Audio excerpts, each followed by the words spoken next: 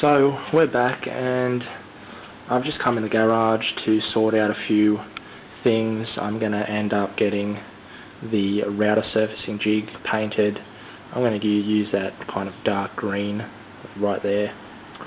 But I thought that I'd come in here also and check out the engines that I've got. I kind of want to do an upcoming project with one of these. I think I might use it's a little, I think a GMC, probably about 28cc or 25cc, and then there's a few others lying around. Yeah, and there's obviously a few pocket bike parts which I used to be pretty big into, not anymore though. And if we look down here, there's really an assortment of parts where I was kind of just going through that there, little tanks and stuff. I never threw anything out. I kind of just kept it all. Like there's some tanks and some pocket bike parts and some whippersnipper parts and some brake cables and stuff like that. I used to have a fair few engines lying around, but I guess I sold them all.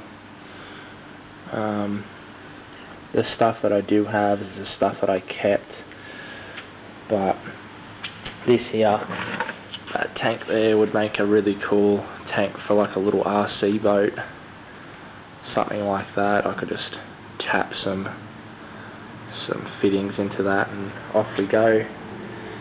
So that's on the cards, maybe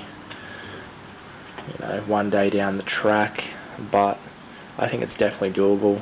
I think that I won't mess around with just trying to set up the RC servos. I think I'm going to buy a cheap RC toy and just take the servos and use the transmitter out of that. It'll save a whole bunch of hassle, and I might run a little performance air filter just like the scooter has. I might run one of them and do like maybe a little custom straight pipe exhaust for it. But so far that's it. I'm gonna eventually, maybe not today because it's raining outside, but I might get the surfacing jig painted today. There's another pocket bike part. I reckon that's what Skullcam should do, paint his pocket bike pull starter. And I actually was going to say that he should invest in one of these. It's in there. If I can see it through the case, but it's a billet aluminum manifold. That way, it beats the plastic ones. You can kind of like port them out, make them a lot bigger, suck in a lot more air, and they're fairly cheap. Well, they're not fairly cheap, they're like a kit probably costs about $70, which is not that good price wise, but yeah, so that's pretty much it. Just going to do a little bit of a ramble on, and we'll probably see you in the next video. I really wanted to come in here and just kind of go through and see what I had, because I want to get a bunch of storage boxes down here just to sort it out. There's a few bike parts in there I don't know if I'll keep, but then again, if I ever want to do something, I've got the part, and it's not going to cost me any money to go out and buy it again. And also, I've got another 3 of these coming. A customer at work. We were always lovely to him. He always got his food on time. Worked in a demolition job.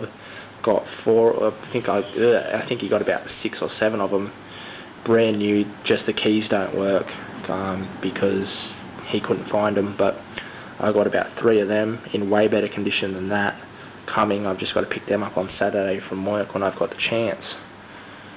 So that's it, guys. Maybe an RC boat down in the future.